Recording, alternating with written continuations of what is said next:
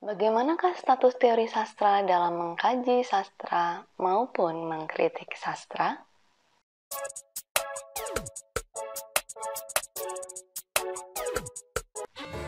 Dalam tradisi kajian sastra maupun kritik sastra akademik, teori sastra hanya berstatus sebagai alat bantu saat mengkaji sastra maupun mengkritik sastra. Ini berlaku bagi teori sastra tradisional maupun teori sastra modern. Bagi pengkaji sastra maupun kritikus sastra akademik, teori memberikan alat operasional untuk bekerja di dalam kerangka perspektif yang telah dipilihnya.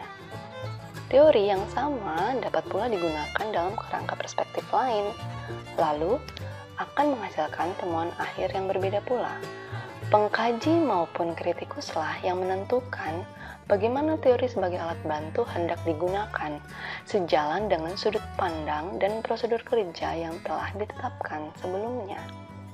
Dalam tradisi kajian sastra maupun kritik sastra akademik sekalipun, sebuah kajian maupun kritik sastra yang memiliki metode kajian maupun metode kritik yang jelas bisa saja mampu menjawab pertanyaan-pertanyaan tentang suatu fenomena secara memuaskan, meskipun tidak ada teori tertentu yang dipakai sebagai alat bantu. Dalam hierarki triadik membaca yang sesungguhnya menggunakan teori sastra tertentu, status pentingnya teori menempati posisi terendah dalam hierarki, dan sifatnya pun opsional. Artinya, teori tidak selalu mutlak diperlukan dalam pengkajian sastra maupun kritik sastra. Di dalam kajian sastra maupun kritik sastra, pada jenjang akademik magister maupun doktor yang menuntut kajian dilakukan secara sangat spesifik, teori tidak semata-mata digunakan untuk membantu menjawab pertanyaan-pertanyaan dalam suatu kerangka perspektif tertentu. Namun, lebih jauh lagi, teori dibenturkan dengan realitas kompleksitas teks beserta aspek-aspek eksternalnya untuk kemudian dicapai suatu kesimpulan tentang keterbatasan teori itu sendiri, ataupun tentang perlunya teori itu direvisi maupun dimodifikasi.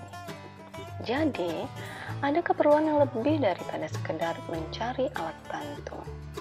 Pada jenjang pendidikan sarjana, mungkin tahapan sejauh ini sama sekali tidak diperlukan, bahkan dapat menghambat tumbuhnya kompetensi membaca sastra yang kokoh. Sehingga pada jenjang sarjana, umumnya pengkajian sastra maupun kritik sastra dilakukan dengan menggunakan alat bantu teori sastra. Contoh posisi teori dalam mengkaji cerpen Laluba karya Nukila Amal. Ketika mengkaji cerpen Laluba karya Nukila Amal dengan berpatokan pada informasi, data, dan bukti yang disediakan oleh teks, seorang pengkaji akan bisa menjelaskan pergeseran paradigma pusat kehidupan dari daratan yang lazimnya sebagai pusat kehidupan ke lautan sebagai pusat kehidupan baru dalam kesadaran manusia. Pengkaji juga bisa meletakkan semuanya itu dalam perspektif kesejarahan. Bagaimana melihat interaksi antara daratan dan lautan dirumuskan dalam setiap periode sejarah Indonesia modern. Sejauh ini, pengkaji belum memerlukan teori apapun.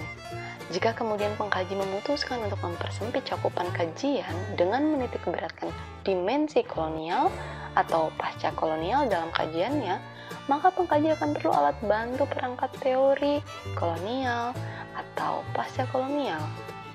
Seandainya pengkaji ingin fokus kajiannya hanya pada sosok tokoh utama perempuan dalam cerpen Laluba dan bagaimana ia berinteraksi dengan dua alam yang berbeda, maka pengkaji bisa memanfaatkan alat bantu dari ekofeminisme.